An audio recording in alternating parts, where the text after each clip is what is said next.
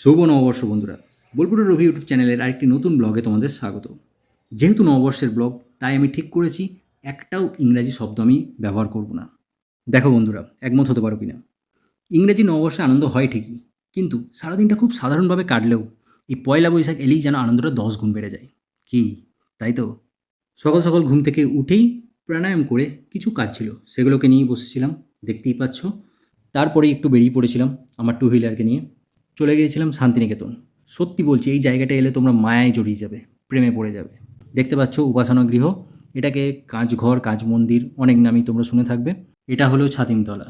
নববর্ষের দিন অনেক রকমের অনুষ্ঠান হয়, উপাসনা, বর্ষবরণ অনুষ্ঠান, আবার সন্ধেবেলায় গৌর প্রাঙ্গণে এবছরে শিক্ষাছত্রের নিবেদন ছিল গুরুদেব রবীন্দ্রনাথ ঠাকুরের নৃত্যনাট্য ভানু সিংহের পদাবলী। গেটের ওপারে ডান দিকে গার্লস হোস্টেল আর বাঁ দিকে আশ্রম মাঠ। অন্য কোনো ব্লগে তোমাদের এই জায়গাটা আমি ভালো করে ঘুরে দেখাবো। কিছুক্ষণ ওখানেই ঘোরাঘুরি করে বাড়ি ফিরে আসি। আর নববর্ষ যেটা ছিল অসম্পূর্ণ, লাড্ডু। কি তাই তো? এখানেই শেষ করলাম, দেখা হচ্ছে আবার। আর করে ফেলো ভালো লাগলে যেগুলো করতে হয়।